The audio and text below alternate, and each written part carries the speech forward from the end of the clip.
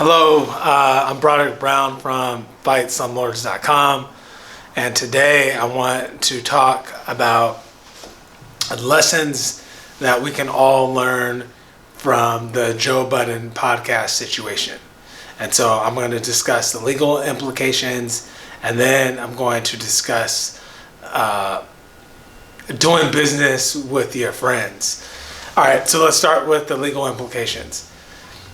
It sounds like from what Joe says this morning on today's podcast, and you can find that podcast on his Patreon, that Rory and Maul both had contracts with his legal entity to basically be co-host on that show. And so, at some point, Rory wanted to see what the contract was between Joe's legal entity and Spotify. And Joe basically said no. And that seems like that was the core of their disagreement, was that Rory wanted to know more about the business side. Now, the problem is for Rory is that he signed this contract, and if the ability to audit the show or the ability to do an accounting on the show is not in the contract, he really has no beef with Joe. That's something that his lawyer or his management should have negotiated with Joe up front. What's in the four corners of that contract agreement is going to rule the day. And that's something that everybody who conducts business, whether it's with your friends or whether it's simply with a business partner, should consider anytime you enter into a contract, is that if you want something to be discussed or covered, or you want the ability to do certain things, it needs to be included in that contract. Because otherwise, Joe was right when Joe was like, I don't have to give you an accounting.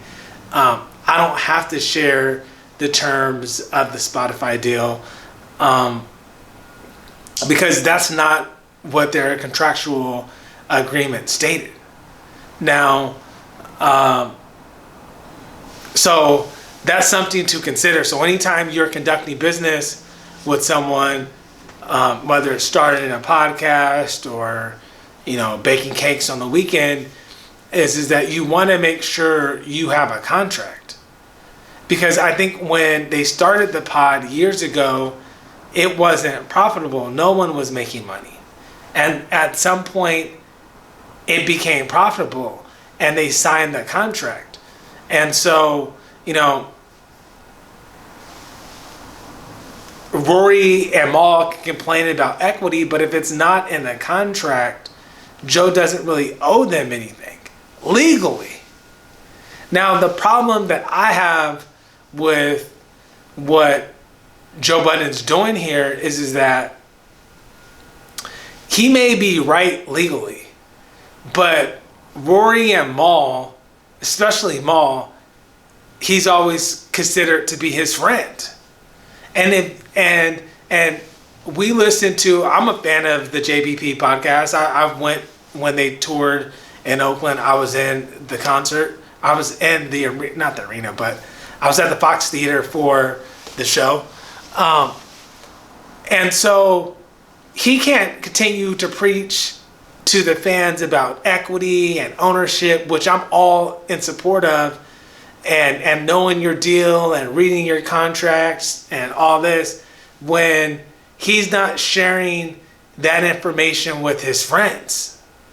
Now, I don't believe that if Rory and Maul weren't contributing to the cost of production, and they weren't doing the back end, and ultimately they weren't responsible for the risk of the business, I don't believe it should be a three-way split.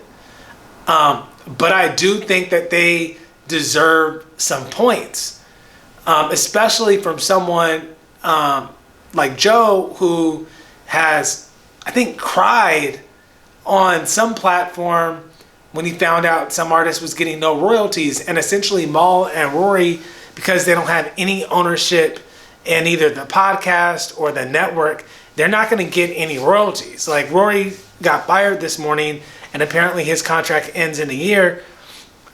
He's not going to receive any of the money that they earn from YouTube. And while, according to Joe, they don't make that much money from YouTube, they do make money. And in my opinion, if someone's preaching this equity and this ownership stuff, they should live by that. And Rory and Mal should get a piece. It shouldn't be significant if they aren't taking the risk, but they should get a piece, especially someone that's continually preached this to their fan base. And so while, there was an interesting back and forth between Mal and Joe, where Mal was like, I think Joe said, it's none of your business. And Mal was like, how can you say that to me? And legally, Joe is right. It's not Mal's business. Mal shows up and talks when he feels like it, or beats on his cell phone when he feels like it, tries to be the cool guy. That's his role on the show, but it sounds like he wasn't doing anything on the back end. And so it's technically not his business, but if you're doing business with your friends, that's where things get a little difficult. And I think that Joe keeps talking about, like on his show this morning, he kept talking about they're well paid. But when you're talking ownership and equity, the money is not in on the front end. The money is in on the back end.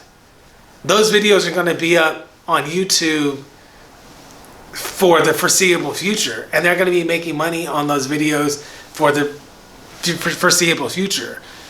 And so there's value in that. And Joe not giving them any back-end value is no different than a record label not giving an artist any royalty. And so I think that not from a legal perspective, but just from a friend perspective, from a principled man perspective, he should have been giving them a piece all along, and he should have been transparent about the business dealings. Because ultimately, if he's the one fronting the cost, and he's the one writing the checks to the Savans, to the parks, to his management team, to the people doing his advertising, then he should get the lion's share. But his friends should know, in my opinion, I would let my friends know this is the general terms of the deal. And this is how it's being split up, and this is why I'm splitting it up this way. Because clearly he's the star of the show. I think that the group dynamic, the group's greater than the whole. I don't know if I'm going to continue to watch the pod, but Joe alone, I don't find that interesting.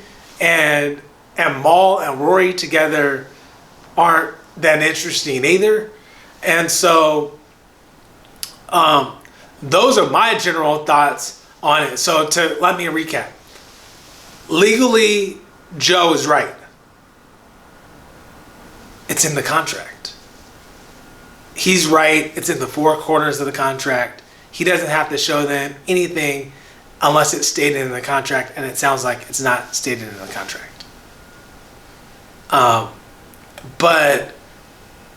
But is he right on looking at it from a friendship perspective?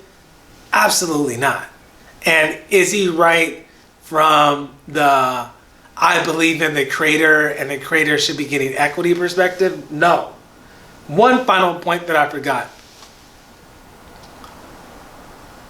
Joe said something that I found to be completely foul and just nasty. He said that he would sue Rory and Mal if they started podcasting on another platform. That's nasty. These are supposed to be your friends. And if ultimately you're unwilling to be completely transparent or unwilling to give them any equity, let them go out and make money on their own. I just think that Joe's saying one thing when he's talking about someone else's business, when he's talking about Spotify not sharing their data, or when he's talking about Meg the Stallion or other podcasts, or et cetera, or Charlemagne, for instance. But then when it comes to his own business dealing, when it comes to his own people, when it comes to his own friends, he's doing them dirty. So, I know that it sounded like it was an emotional podcast for him, but I thought that was foul. But what are your thoughts? Let me know what you think in the comments. It's definitely interesting. I'm a huge fan of the JBP podcast, or I was. And are you going to continue to watch or listen to the podcast? I would like to know how many of you guys are a part of the Patreon. I'm not, in all honesty. I thought it was completely overpriced. But what are your thoughts? Like and share in the comment. Not like and share. Feel free to comment below. And if you like this video, like and share. I appreciate you getting this far in the video if you saw this. Peace.